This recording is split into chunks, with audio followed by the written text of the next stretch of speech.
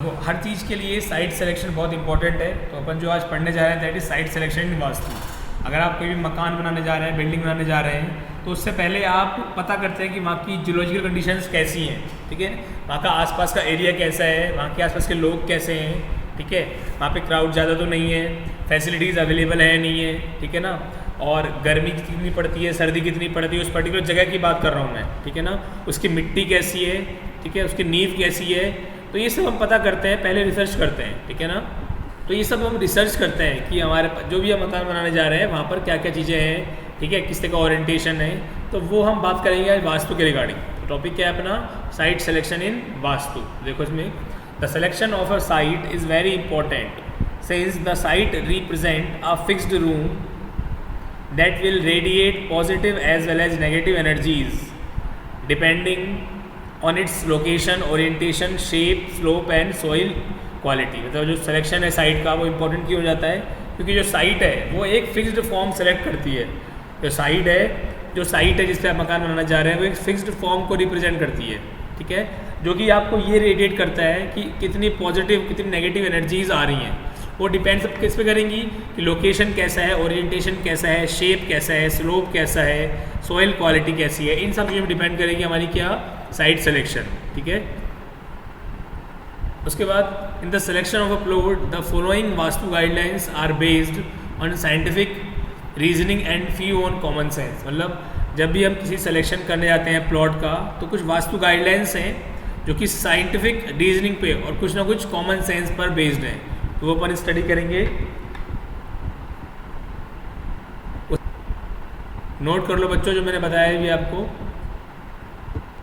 तो जो वास्तु गाइडलाइंस हैं वो प्लॉट सिलेक्शन के लिए वो क्या क्या है वो देखो। पहला लिखा है इसके अंदर, peaceful calm place with lot of greenery and good water resource या water source with good soil is best for plot location. मतलब क्या हो गया कि पीसफुल होना चाहिए हमारा साइट, जो प्लॉट लोकेशन का जो जगह है वो पीसफुल होना चाहिए।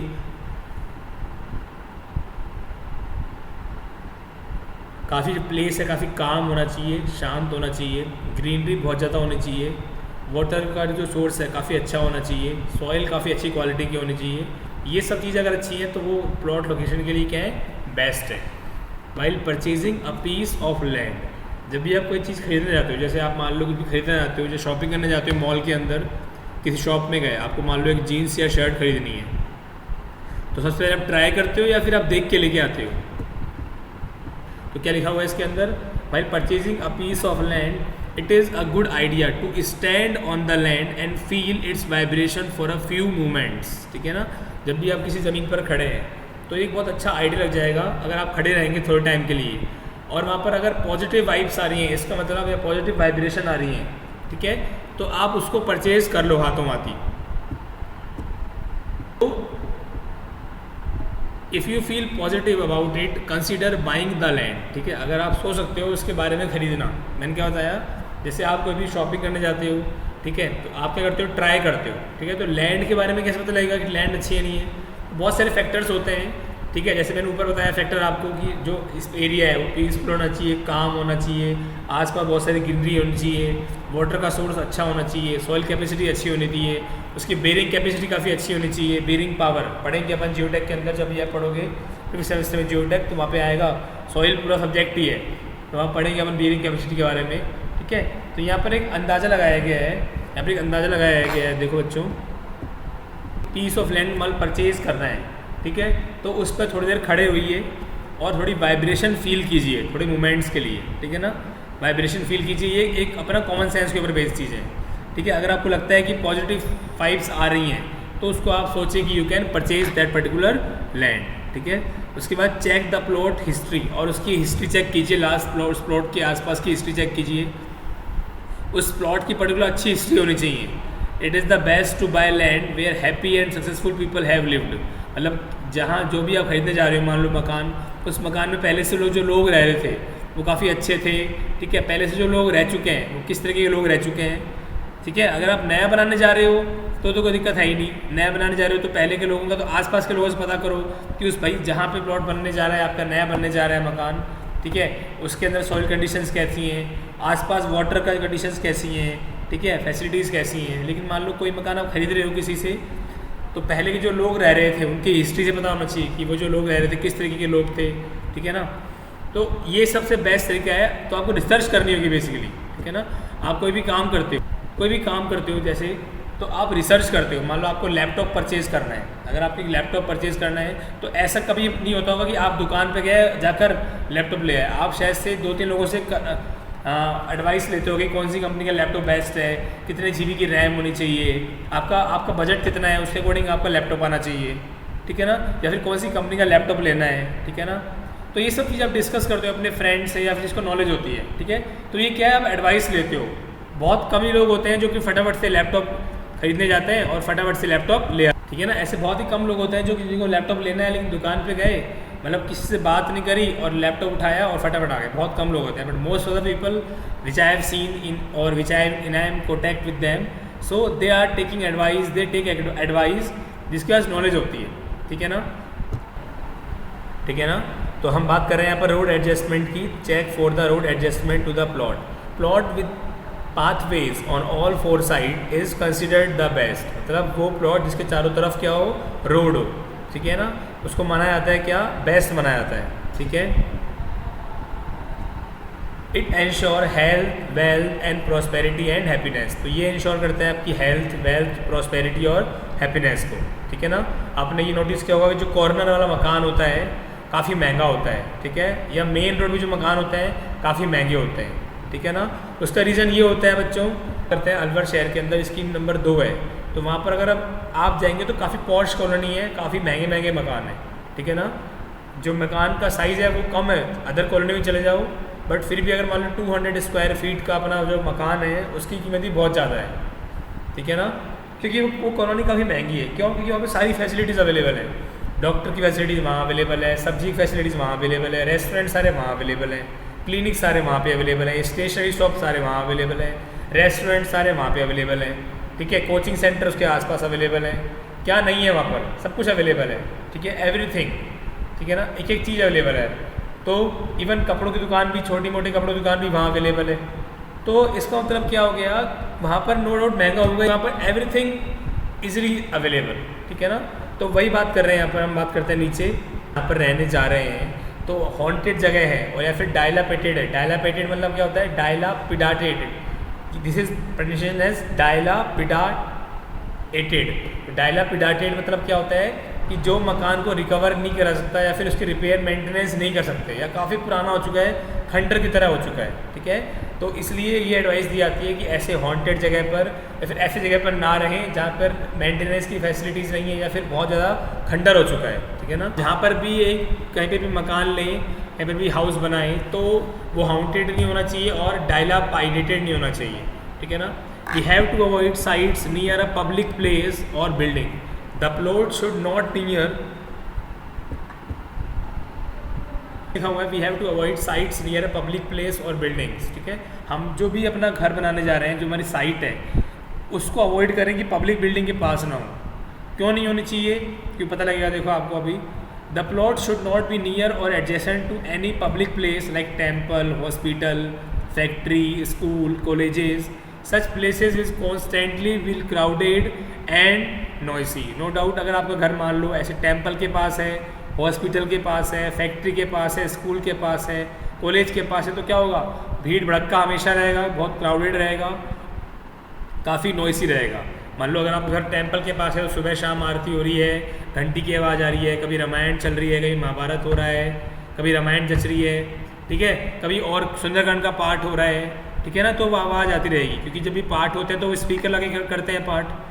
हॉस्पिटल है, हॉस्पिटल में चीज़ों की आवाज़, ठीक है ना, एम्बुलेंस के आने की आवाज़, जाने की आवाज़, तो ये सब क्या है, ये नहीं होना चाहिए। फैक्ट्री में जो लोग काम करते हैं, जो भी अब मशीन पे काम हो रही है, उनकी आवाज़, स्कूल में बच्चों की आवाज़, बसों के आने जाने की आवाज़, कॉलेज के अंदर भी यही सिस्टम है, आने जाने की आवाज़, बच्चों के निकलने की आवाज़। तो अगर उसके आसपास आपका घर है तो क्या होगा, काफ़ी नॉइसी होगा, काफ़ी क्राउडेड होगा। तो it is better to avoid sites near a public place और बिल्डिंग, ठीक है। उसके बाद if your plot is facing an intersection, ठीक है। इंटरसेक्शन मतलब क्या होता है, देखो कुछ इस तरीके से होता है।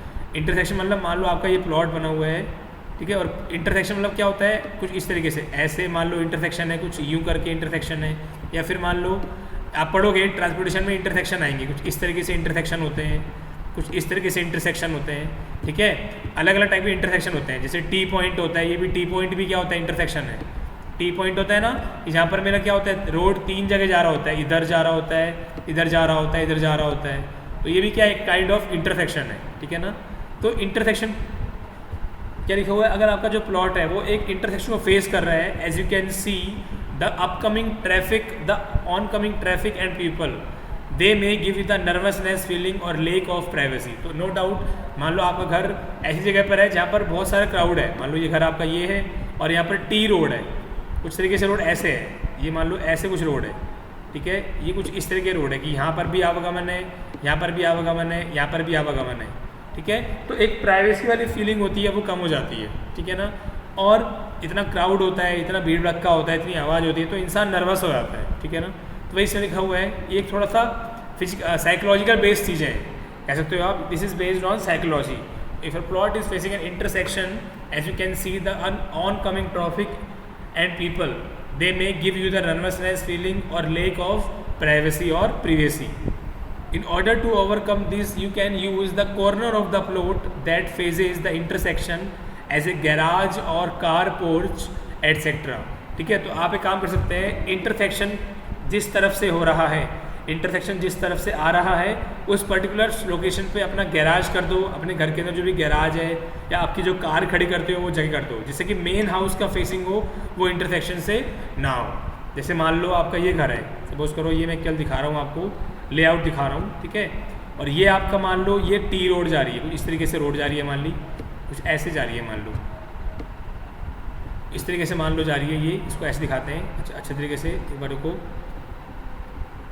जैसे मान लो ये आपका घर है, ठीक है, और यहाँ से भी एक रोड निकल रही है, इधर से भी एक रोड निकल रही है, और इधर से भी रोड निकल रही है एक, ठीक है, इस तरीके से आपकी रोड निकल रही है, ठीक है। तो अब ये जो फेसिंग है, मान लो आपकी जो फेसिंग किस तरीके से हुई है, ये जो फेसिंग है, मान लो मेन रोड, मान लो ये वाली मेन रोड थी, ये तो गलियाँ थी, ये वाली जो आसपास की स्ट्रीट्स हैं, लेकिन जो ये मेन रोड है, तो आप एक काम कर सकते हो कि अपना जो फेसिंग है, उस फेसिंग में आगे की तरफ आप अपना कार को पार्किंग करने की जगह बना लो, ठीक है, या फिर आप क्या बोलते हैं गैराज बना लो, जिससे कि क्या बोलते हैं इंटरसेक्शन पे क्या ना हो, मेन फेसिंग ना हो, ठीक है ना। तो ये अपन पढ़ेंगे प्रॉपर वे में कि इंटरसेक्शन क्या होता है, इसके टाइप्स क्या क्या होते हैं, तब अपन पूरा पढ़ेंगे इस चीज़ को, ठीक है। तो इतने आप कॉपी करो इस चीज़ को यहाँ पर जो मैंने बताया अभी आपको।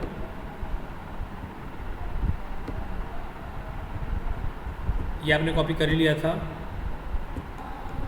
तो vastu guidelines for site shape, मतलब जो आपकी साइट की शेप है उसके लिए वास्तु गाइडलाइंस क्या कहती हैं।